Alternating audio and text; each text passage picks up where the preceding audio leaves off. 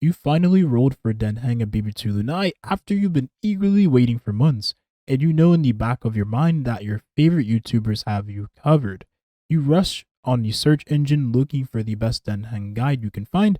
As you watch the video, you realize you have most of which the video recommends you have on your account. You got Bronya on your beginner banner, you somehow got Jeopard on the standard warp, and you have a fully built Pela that has been a staple offensive debuffer on your account. As you wrap up the video, you realize there's just one problem. You haven't farmed any of the recommended relic sets. It's all good, because you saved 20 fuel to farm any set that works best on your Denheng and Baby Lunai. So you then begin your farming for a full Wastelander set. You believed a very functioning set for a crit-based damage dealer would be achievable during your farming session. When it comes to gear farming and gacha games, you're most likely in the in-game phase, which correlates to your progression being soft-locked behind layers of RNG. Notoriously known for its frustrating gearing system, Epic 7 has been a name tossed around the mobile gaming community, and as you hear its name, you simply look away. The layers of RNG in the gearing system of Epic 7 leaves much to be desired, as players will always be chasing for that piece, presumably being the gear that would have completed their build. Due to the long-term success of this title, there has been many adjustments and quality of lives added to remedy the scrutiny of the everyday grind. I thank the Epic 7 ancestors for this one.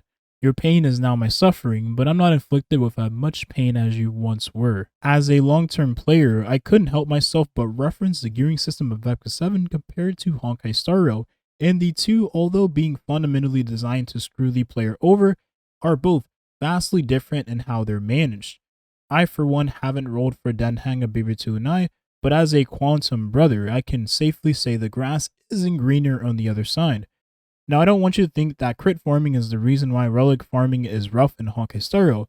It's a combination of things, but the lower drop rates of the more desirable stats is going to be the selling point of my argument. Specialized farming is what most players do in Honkai Star Rail. Min-maxing is for when you've achieved close to your desired stat ratios without getting perfection across the board. It's like getting straight A's in high school, but realizing a high A is better than a lower one. But anyways, let's specialize farm for Bronya Ren. First of all, she's a character within the mid-tier of base speed. So for some high-tier characters, you would have a much more easier time building them than you would have built Bronya. She's a character that has built-in 100% crit chance, meaning you virtually never want crit chance on any of your relics, as it's a dead stat for her. Bronya also cleanses as a harmony character, so having effect resistance is valuable as it is on any defensive character or anyone that also cleanses. Crit damage being the true scaling part of Bronya's kit, allowing her to give allies additional crit damage stats based on her own, and she also wants the hardest stat to achieve in the game, speed. The bane of every turn-based gamer's existence. Specialized farming is one of Honkai Star Rail's downfalls, as it has many layers of RNG prohibiting you from getting the ratios you desire, and when you specialize farm for many characters, you can realize how depressing it actually gets. Now I know what you might be thinking, Watoshi, you can clear all contents in the game without having to need your so-called desired stat ratios. And while that's true, you have to also understand that relic farming, just like most other gacha games, is the true end game. So if your patience and sanity levels are what's being tested, and combine that with the fact that your progression being soft locked behind the endless layers of RNG of the relic farming, at some point something has to give. Now, as much as I'd love to give Hoyoverse credit, I simply can't, as the specialized gear farming from Genshin Impact has been worsened on purpose. Now, before you come from my throat, you have to see where I'm coming from with this, so please let me cook. In Genshin Impact, you have 2 relic sets in every single domain, much like Honkai Star Rail, so the first layer of RNG is a heads or tails coin flip on what set you'll receive after you spend your stamina, or resin. Next up, there is a total of 5 different body pieces, with there being an off piece for flexibility in builds, allowing you to comfortably have a 4-piece set in Genshin Impact. While in Honkai Star Rail, there's no room for flexibility, as there's a 4-piece and a 2-piece accessory set bonus. In Genshin Impact and Honkai Star Rail, your main stats and substats distribution are relatively the same, so I won't bother nitpicking. and this includes elemental damage percent main stats. You already know how dookie that part of specialized farming is. However, in Honkai Star Rail, speed being an additional sub and main stat added to the pain of relic farming has made the farming a lot less bearable, but I'd argue that's just the flawed design of turn-based gacha games.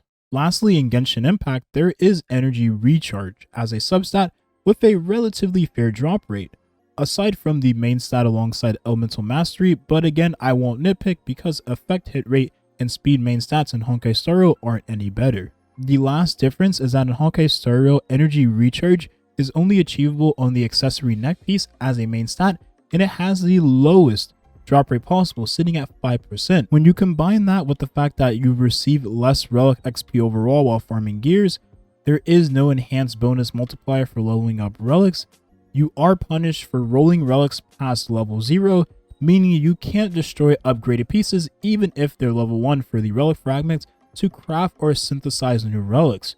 It was an old trick I abused in Genshin Impact to craft more artifacts in the strongbox. So it's a nerf to Toshi. And lastly, the most desirable stat being added with the lowest drop rate of any substat. You can craft, however, the main stat of any piece of relic of any set in the game, but that is really just applying a kid's band-aid to an adult wound. But in the case of Hoyoverse, they created yet another problem and are selling the solution very, very slowly. Overall, the relic system of Honkai Star Rail is worse compared to Genshin Impact's from a free-to-play perspective, and if we're comparing to other games in the gacha market, is even worse as you're limited on the amount of farming you can do in a day. Where do we go from here? How can we fix Honkai Star Rail's relic system for players long term? The truth is, the relic system will never be fixed, and the reason being it makes them way too much money. The flawed design of the relic and stamina, the early resource drought, and them never giving out any source of free energy to the player aside from daily replenish feature and the battle pass that is present in every gacha game is all the factors that continues to make them bank. Remember the old saying, slow and steady wins the race. While that is true in the context of Honkai Star Rail players, whales have zero patience, which isn't necessarily a bad thing. It just means Hoyoverse has them right where they want them. For context, the most you can spend on Trailblazer power using premium currency is 900 Stellar Jades, which is roughly $15 per day per account. However, for the fun of it, I want to offer some improvements myself. If we once in a while were able to craft a relic main stat and re-roll the substats on the relic getting our most desirable stats, and have this be a quarterly or twice a year event, and it'll be a joy for the community of the game. But Hoyoverse sounds very different from Smilegate. Another way to improve the relic system would be to naturally give out more fuel or Trailblazer power to the players on a consistent basis, which would naturally lessen the blow of the heavy hitting layers of RNG in this game. But again, Hoyoverse sounds very different from Com to us. So what can we do that would be a compromise from the community with Hoyoverse that also not touch the revenue in the stamina department?